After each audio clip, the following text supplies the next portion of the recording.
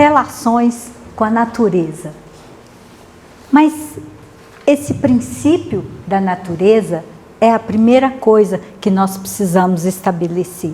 O que exatamente nós estamos chamando de natureza?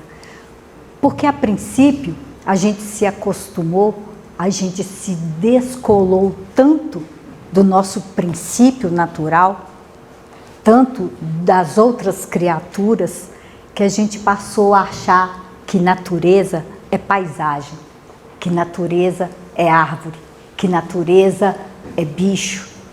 Mas nós nos esquecemos que nós também somos natureza. Por isso, vamos alinhar esse conceito antes de qualquer coisa.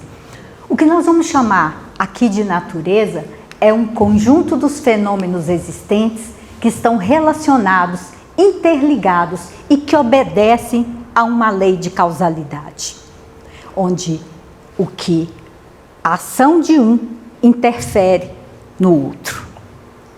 Pela filosofia, é um conjunto de características ou propriedades que definem um ser, aquilo que caracteriza o que é um cão, embora existam tantas raças, o que é uma planta, o que é um vírus, o que é um protozoário, ou é um elemento ou propriedade pelo qual um ente se define com sua identidade própria. Cada ser, num conjunto, tem a sua natureza. Individualmente, também tem a sua natureza. Einstein nos recomendava, muito sabiamente, como sempre, que olhássemos profundamente para a natureza, para que dessa forma nós entenderíamos tudo melhor. E quando Einstein fala isso, certamente ele não se referia à paisagem, porque o próprio olhar dele, toda a concepção dele foi a nível de universo. Então ele olhou essas relações naturais de uma forma muito mais profunda, muito mais intensa e muito mais ampla. Quando nós tiramos Deus daquele lugar distante, daquela posição antropomórfica, um homem de barbas brancas, um idoso, que está tão distante de nós, e nós trazemos esse Deus para junto de nós, e nós entendemos que Deus está em nós, como está em tudo, como está em toda a criação, que Ele é imanente, nós podemos conceber que tudo tem vida. Assim, as coisas, os objetos, os seres, sejam eles vivos, sejam eles não vivos, eles representam uma cadeia complexa de comunicação e informação. Tudo isso que existe, fala entre si, se comunica entre si, de alguma forma, usando algum tipo de linguagem. E ao formar essa mentalidade, ela vai ser o resultado de toda a experiência que já se vivenciou no universo. Como é que nós nos comunicamos com os demais seres? Com o nosso possível. A gente ainda acha que o nosso pet está entendendo o português que nós estamos falando, né? A nossa comunicação com ele existe, como existe a nossa comunicação com as plantas. A semana passada, Marco até trouxe esse exemplo, né? Porque quando eu viajo, ainda que outra pessoa cuide das minhas plantas, que a regue, que cuide delas, elas fenecem muitas vezes. Elas não conseguem manter a mesma vitalidade, porque ela perdeu a interação que tinha conosco, a que ela estava acostumada. Outra questão é que essas relações, elas não acontecem só no meio visível. Elas acontecem também entre o visível e o invisível. E por ser invisível, não é menos importante. e por ser invisível, não deixa de se comunicar com a mesma propriedade. Saint-Exupéry já dizia, né? O essencial é invisível aos olhos. E como nós somos feitos, embora haja tanta complexidade nas relações entre as coisas, entre os objetos, entre os seres, e individualmente em cada um, nós todos pertencemos a uma mesma unicidade. Nós todos viemos de uma mesma fonte. Daí essa nossa capacidade de comunicar. Daí esse nosso potencial de informar e comunicar uns com os outros o tempo todo.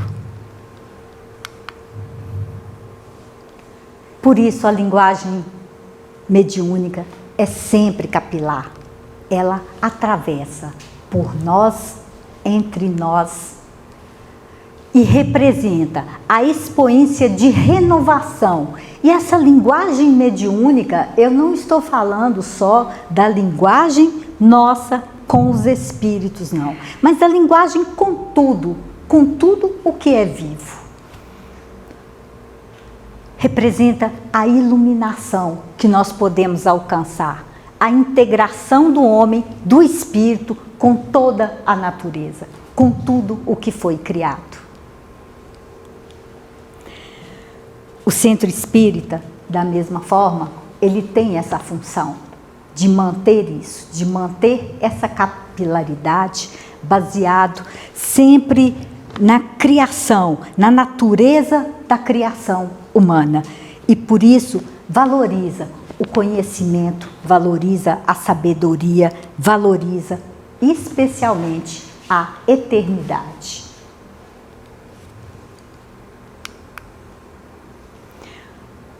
O primeiro princípio que eu trago é o princípio da colaboração.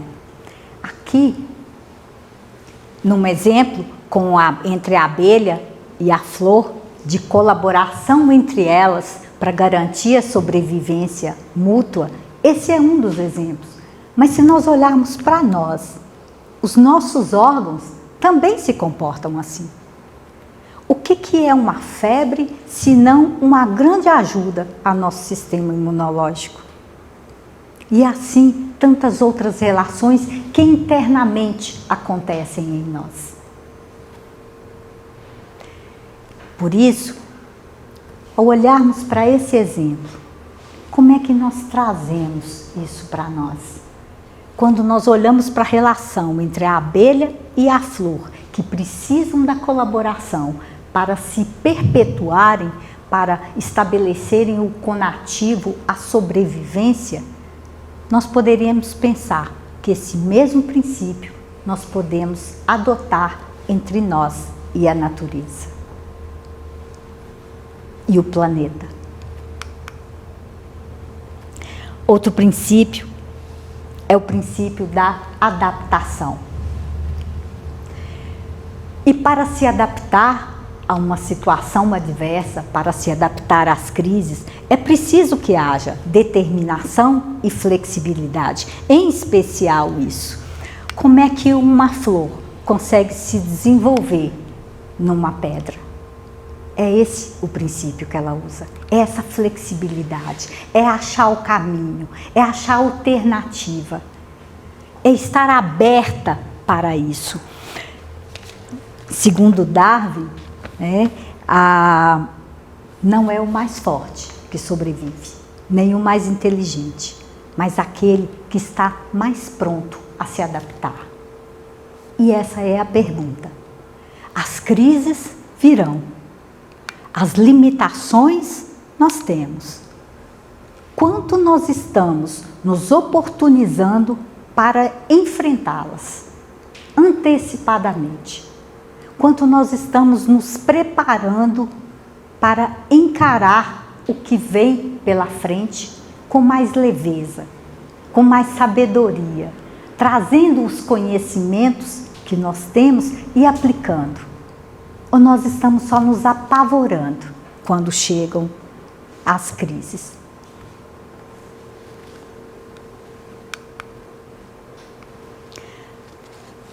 Uma questão extremamente importante, né, é a diversidade. Se nós imaginarmos uma paisagem onde todas as árvores tivessem a mesma cor, a mesma forma, o mesmo tamanho, se nós tivéssemos a mesma feição, será que seria assim tão interessante? O que estaríamos aprendendo uns com os outros? Com as culturas diferentes da nossa, ainda que cause um estranhamento a princípio, as pessoas que pensam tão diferente de nós, o que elas podem nos ensinar com isso?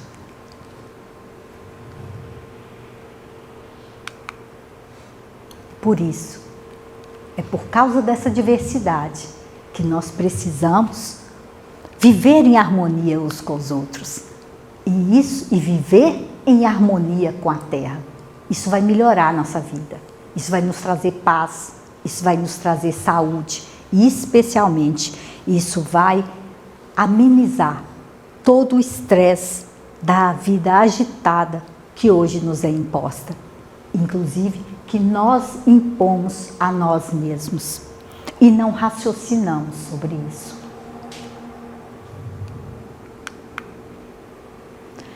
Há todo um fluxo inteligente em tudo isso.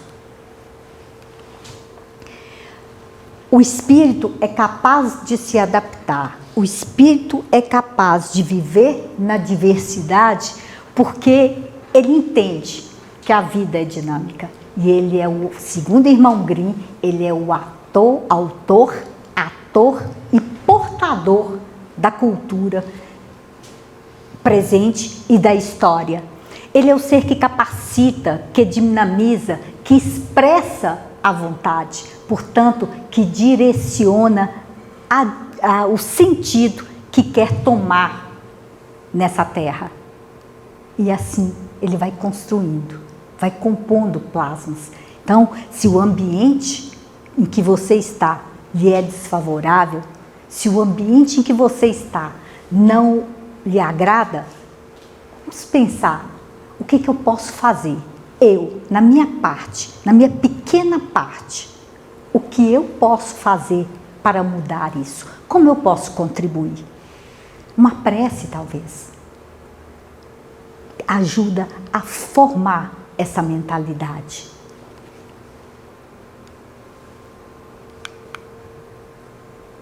Nós vivemos nessa relação de causa e efeito. É por definição da natureza, já é isso. A natureza está sujeita à causalidade. Assim como a água, a ação da água molda a costa, também as crenças e percepções vão moldar a nossa vida.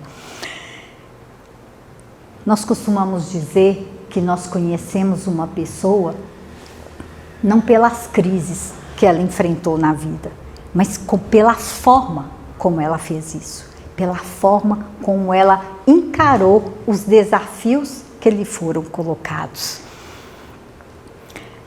E pensar sobre essas crises é pensar sobre o quanto de dogmas sobre essas crises e sobre a maneira como nós temos levado essas crenças, é pensar o quanto de dogmas nós estamos carregando e que já deveríamos ter deixado para trás. O que minha família até então tomou como certo, como correto, manteve, que a partir de agora já não serve. Trouxe toda essa minha ancestralidade até aqui. A partir daqui, isso já não faz sentido. E isso não me torna não pertencente, porque pertencer, todos nós pertencemos. E nós temos que pensar que nós somos a ancestralidade dos nossos descendentes. Portanto, os dogmas que nós quebramos hoje, eles vão ser uma construção, vão favorecer uma construção para nossos descendentes, desculpa. A resiliência é outra das questões que nos são colocadas. A resiliência é um termo que vem da física, muito usado no caso dos metais. O metal submetido a uma força, ele cria uma resistência e ao ser retirada aquela força, ele volta à sua posição normal. O fogo, originado por fatores naturais, tá? Não estou me referindo a incêndio criminoso. Pode ser benéfico para o bioma, porque contribui para a quebra da dormência vegetativa das sementes. Especialmente sementes de casca muito grossa, elas vão precisar desse fogo para quebrar essa germência, essa dormência e elas conseguirem germinar. Da mesma forma, isso acontece conosco. As crises existem para abrir espaço para um novo crescimento e uma renovação. Quão abertos nós estamos para isso?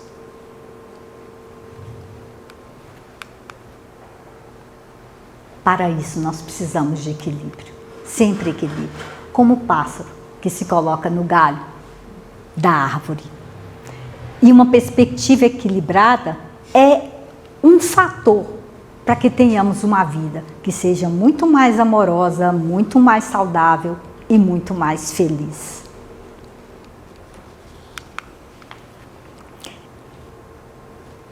A mensagem dos espíritos, quando se trata de natureza e de uma forma geral, ela é sempre com vida, porque ela fala de alguma coisa que está em processo, que está em movimento, e o que está em movimento está vivo o tempo inteiro.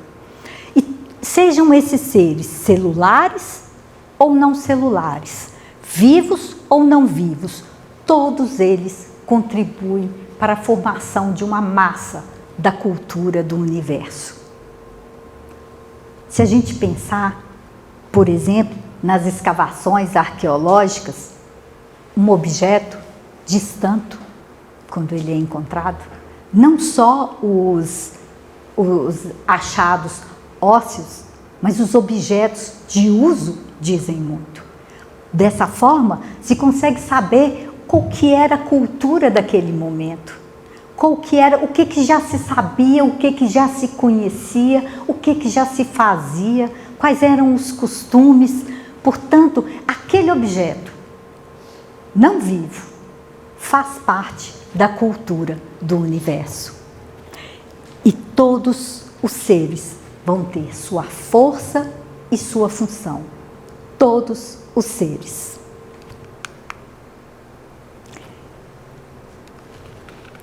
Desculpa, eu passei uma aqui. Mas para que nós reconheçamos essa força e essa função, nós precisamos fazer um pensamento crítico.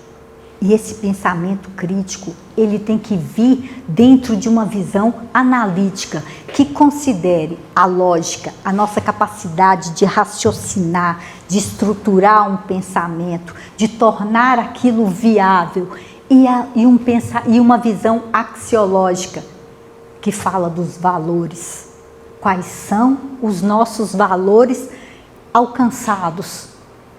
Nesse pensamento, nós temos que considerar a força da diversidade, a não linearidade. Tudo é complexo, as relações são complexas. Complexo não é complicado, complexo é porque envolve uma rede. A minha relação com Edith envolve todas as crenças dela, todas as minhas crenças, todo o conhecimento dela, todo o meu conhecimento, e envolve contribuições de outras pessoas, das vivências dela e minha. E assim vai.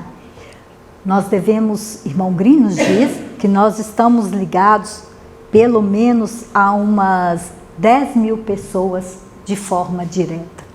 E cada uma dessas 10.000 pessoas está ligada a outras 10.000. E isso, numa rede macro, nós estamos ligados a todo o universo. E por isso essas relações são tão complexas. Por isso o que acontece na China aparece aqui para nós de uma forma tão próxima. Por isso, uma A guerra que está lá do outro lado do mundo nos afeta aqui. Cada vez mais nós estamos ligados. A consciência do livre-arbítrio também tem que ser levada em consideração.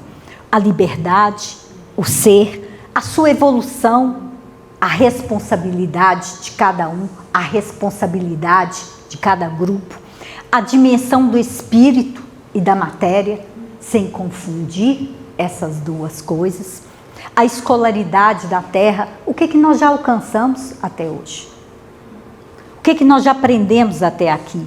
A sua temporalidade, o que nós entendemos das coisas e como nós nos expressamos sobre ela nesse momento, com o conhecimento que temos, e a eternidade do Espírito.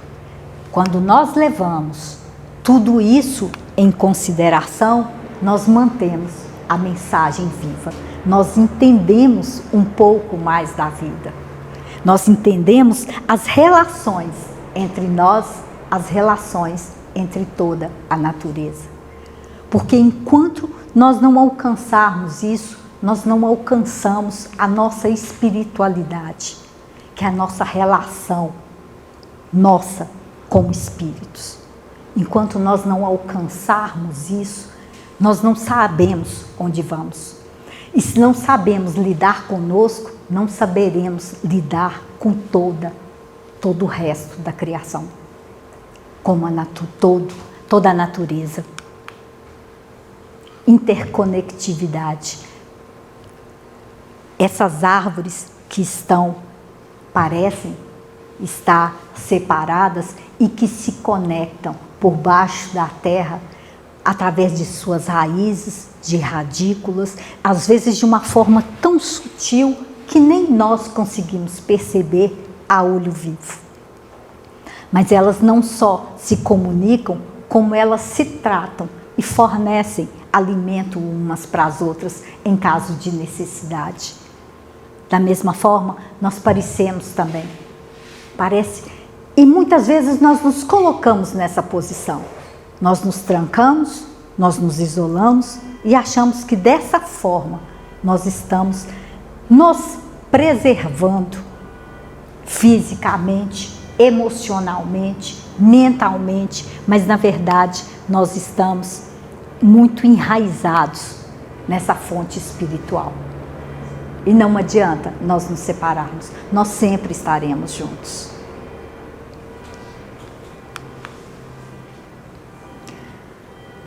Tudo na natureza é cíclico. Nós, enquanto natureza, nós também vivemos essa ciclicidade. Primavera, verão, outono e inverno acontecem em nossa vida. Nós também vivemos da primavera ao inverno na nossa vida até a nossa morte. Nós vivemos durante um dia, um único dia. Nós acordamos na primavera e nós vamos dormir no inverno. Tudo é cíclico. As mulheres entendem muito bem isso. Quando o ciclo menstrual das mulheres fala muito profundamente disso, especialmente na idade fértil.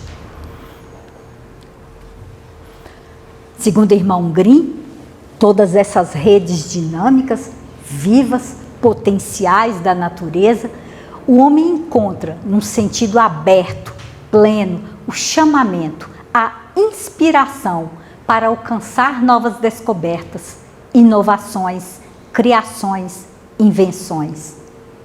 Einstein falou isso. Observe a natureza, observe os ciclos.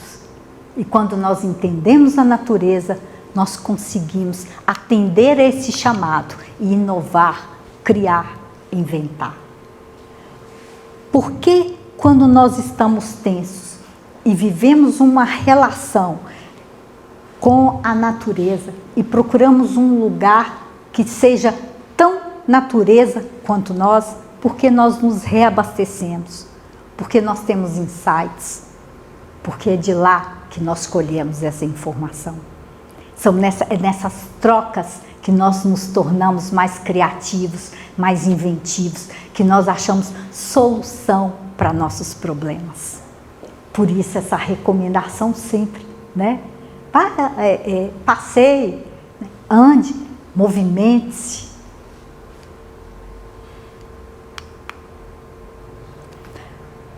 Uma questão que tem sido muito debatida atualmente é a questão do consumo. O que nós estamos fazendo com a Terra? A ciência tem dito que nós precisaríamos, a continuar do jeito que estamos, que precisaríamos de 1,6 planeta Terra. Onde vamos achar 0,6 planeta Terra para que a vida continue? Nós estamos consumindo de uma forma tão desenfreada que isso é a nível global. Mas se considerarmos apenas a União Europeia, nós precisaríamos de 6 planetas Terra para que a vida permanecesse. Só nos Estados Unidos seriam 9 planetas Terra. Onde vamos parar desse jeito? Nós perdemos a relação. Nós entramos numa crença de superioridade em relação a toda a natureza. Vejam, em momento algum nós falamos da hierarquia enquanto princípio. O homem não é superior a nada na criação, absolutamente nada. É tão dependente da criação quanto a criação é dependente dele. Nós todos estamos relacionados e conectados num conexismo amplo que permite a vida. Porque se nos tirarem as plantas, nos tirarem as rochas, a vida não é possível para o ser humano. Nós temos que voltar a essa simplicidade. Nós temos que repensar as nossas ideias de consumo. De que realmente nós precisamos? O que é essencial para mim? O que é essencial também a nível de sentimento? O que eu estou carregando que não faz nenhum sentido? Tá? O quanto eu ainda estou chorando questões que já se foram, que não tem como voltar. Muitas vezes pode ter sido a morte de um ente querido. Sim, pode ter sido. E sim, é dolorido. Mas teve o seu tempo. Cumpriu aquela pessoa, cumpriu o seu tempo, cumpriu sua jornada. Eu ainda estou aqui. Eu ainda estou vivo. E eu preciso cumprir a minha.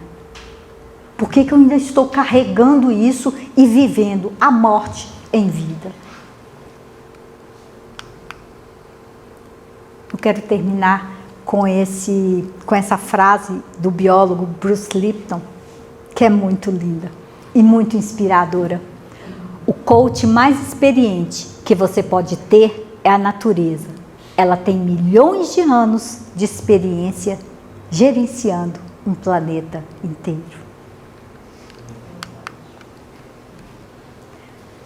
Bem, meus irmãos, espero que dessa forma que a gente possa refletir um tanto sobre isso, sobre os nossos costumes, sobre como a gente está se portando nas nossas relações, nas relações conosco mesmo.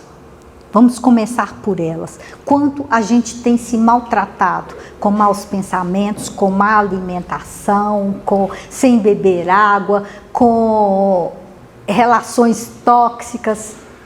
Quanto a gente tem se maltratado e quanto a gente está maltratando o ambiente em que nós estamos. E deixando de perceber e deixando de vivenciar a beleza que é a vida. Muita paz a todos. Nós vamos agora para o momento de passe e depois finalizaremos com uma oração. Boa noite.